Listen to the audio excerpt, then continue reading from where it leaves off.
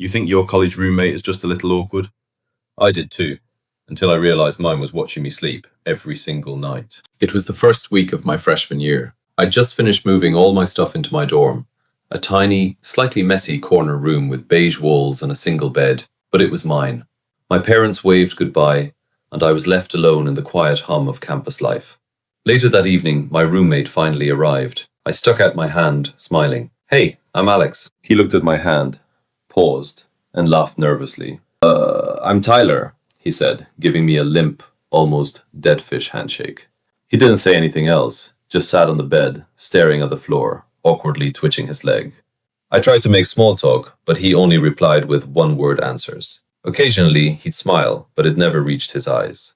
Within minutes, we were both on our laptops, silent, staring at screens that might as well have been walls. I thought anyone else would be better than this. The first night, I went to bed early, lights off, blankets tucked in, but I couldn't sleep.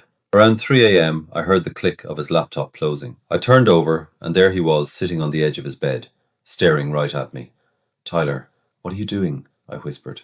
"Sorry," he murmured, lying down like nothing happened. My heart was racing. Was I imagining it? I didn't sleep well for the rest of the night. The next morning, I came back from breakfast to find my things slightly moved, a drawer open, my backpack slightly unzipped. I brushed it off as me forgetting to close things properly. But over the next few days, little things kept happening. My pens rearranged. My laptop opened with emails I didn't read. My notes shifted on my desk. Every time I asked him about it, he looked startled. "Nope, didn't touch it," he said, voice a little too loud. Then, one Saturday, campus orientation day, I walked by the gardens and noticed him sitting in the dirt behind some bushes, rubbing bark off a tree with his hands. No shoes, no expression, just there. Other students noticed too. A few whispered. I had to explain. "Yeah, he's my roommate." Their nervous laughter confirmed I wasn't alone in thinking this was strange. That night, I left to hang out with some friends I made. When I returned, Tyler was sitting on the desk chair, facing the door. No explanation. Nothing. I checked my laptop, opened emails, folders I never touched. I confronted him. "Did you do this?" He immediately said, "No." I knew he was lying. I just didn't have proof. That night, as I reached for my pajamas, I noticed clothes scattered again. And my bag was slightly open. Zipper tugged down an inch. The next night, it happened again. I woke to the sound of a zipper, my bag being rifled through. My blood ran cold. I flicked on my lamp. "Tyler?" I asked, voice shaking. He froze, then mumbled, "I think you have my toothbrush by mistake." I knew he was lying.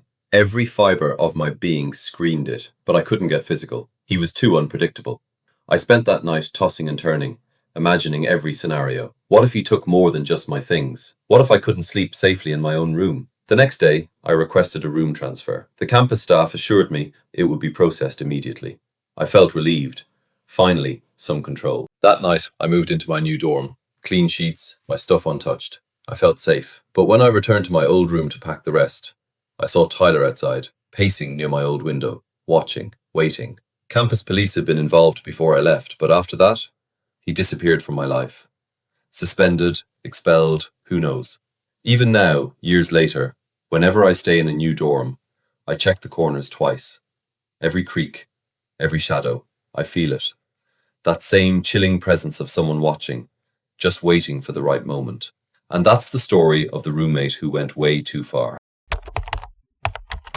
You ever think you're just having a quiet night with friends, then realize someone, or something, is stalking you through the woods? That's exactly what happened to me at Binghamton University. It was a Friday night in October, crisp and cold. My friends and I didn't have any big plans, so we decided to head to a small nature preserve by the lake, a little clearing far from campus, where students occasionally came to drink, smoke, or just hang out in secret. We lugged a few beers in a backpack, gathered some wood for a fire, and settled into the clearing. The leaves were damp from an earlier rain, the trees swaying with a faint wind. I remember thinking, this is perfect. Private, quiet, just us. At first, everything was normal. We laughed, told jokes, threw logs into the fire. One of my friends even rolled in the leaves, laughing so hard he could barely breathe. I could feel the alcohol loosening our nerves. But that's when the night started to feel off. It started with the crunching of leaves in the distance. At first we ignored it. Maybe a deer, maybe a branch falling. But then it kept coming.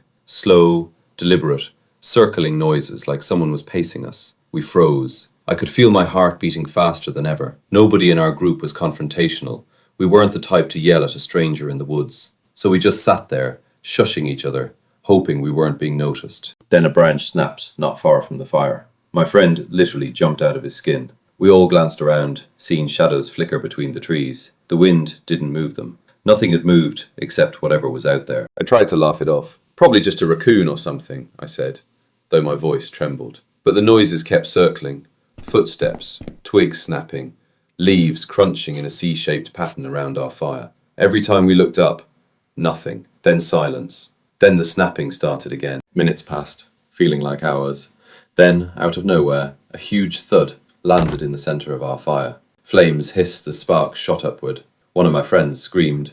He'd been hit by a branch, hard, in the face. We bolted. I grabbed the backpack, helping the injured friend, and we ran blindly through the trees, branches clawing at our arms and legs. Every sound behind us, the crack of twigs, rustling leaves, made us sprint faster. By the time we reached the road separating the preserve from the dorms, we stopped, gasping for breath. But the footsteps didn't stop. Whoever, or whatever it was, had followed us. A car passed on the road. For a moment we froze. The figure retreated into the woods, disappearing from view. We ran again, hearts pounding, until we finally reached our dorm floor. We looked out the window, trembling. There it was, a shadow pacing back and forth at the edge of the woods. Every time a car went by, it would disappear into the trees, then return. Eventually, it left, and we never saw it again. Inside, we laughed nervously, trying to convince ourselves it was just a prank or some student messing around. But the next morning, reality hit. We realized just how vulnerable we had been.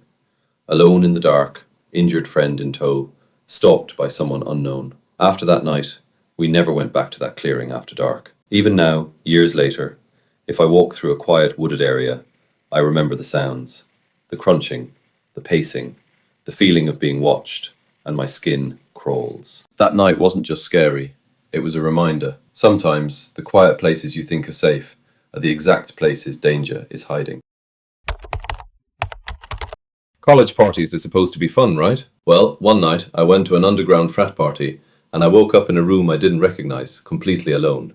Something was very wrong. It was the first week of my freshman year at the University of Iowa. My roommate had this obsession with rushing a fraternity. Rush week hadn't even started yet, but the parties had. He wanted me to go with him. He didn't want to go alone. I didn't really care about fraternities, but parties? Sure, I'd go. After all, it was college. We ended up at a frat house, far from campus, in a sketchy part of downtown that looked like it hadn't been touched in decades. Broken streetlights, graffiti on walls, the kind of place you'd avoid if you were alone. But there it was, loud music blasting, cars everywhere, and a small group of guys outside, clutching solo cups. We knocked on the door and were greeted by a short, chubby guy in a white t-shirt, stained with sweat. He didn't ask questions, just waved us in. The party was inside a dimly lit living room, hot and crowded. Maybe 50 guys, mostly milling around in silence, awkwardly talking to each other. I tried to make conversation, but every person I approached gave off this weird, antisocial energy.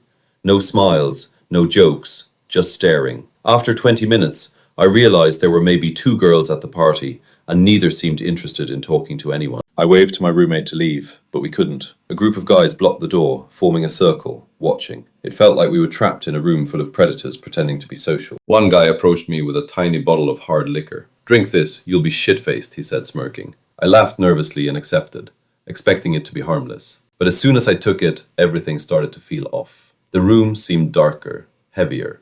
My head spun. Music felt like it was coming from underwater. I tried to steady myself, but I couldn't. The guy kept talking to me, asking questions, smiling, watching every reaction.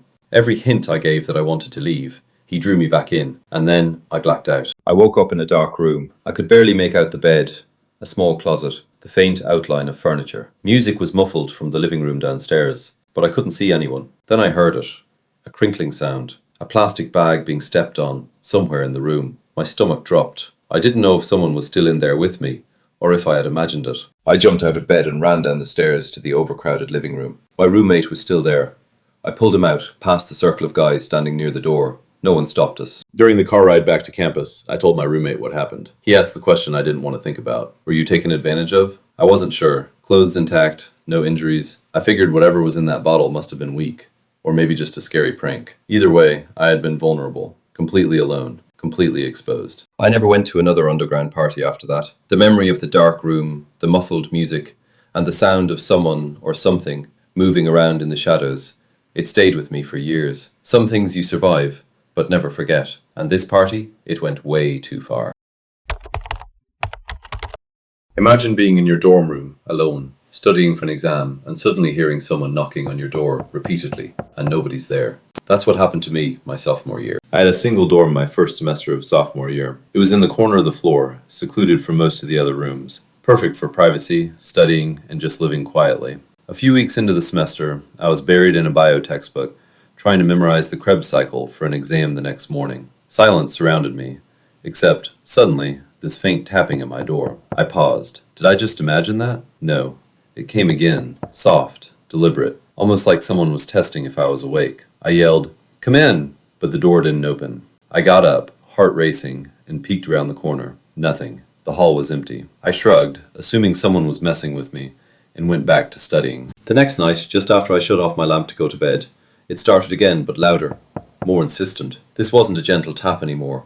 It was a knock. "Who's there?" I called, my voice trembling slightly. Silence. I ran the 10 feet from my room to the main hallway, scanning every corner. Nothing. No one. This went on for a few nights, knocking that always stopped when I approached. I asked friends on the floor if they were messing with me.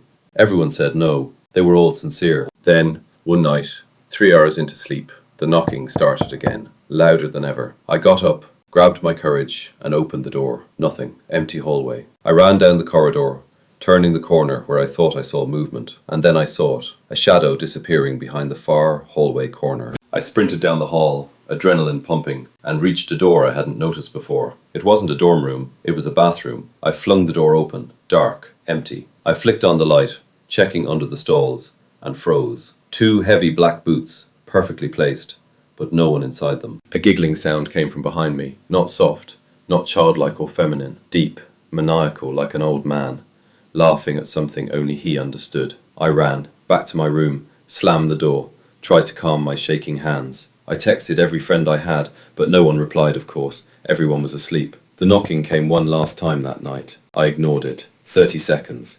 Then, silence. The next day, I asked around. Nobody else had heard anything. Nobody had been pranking me.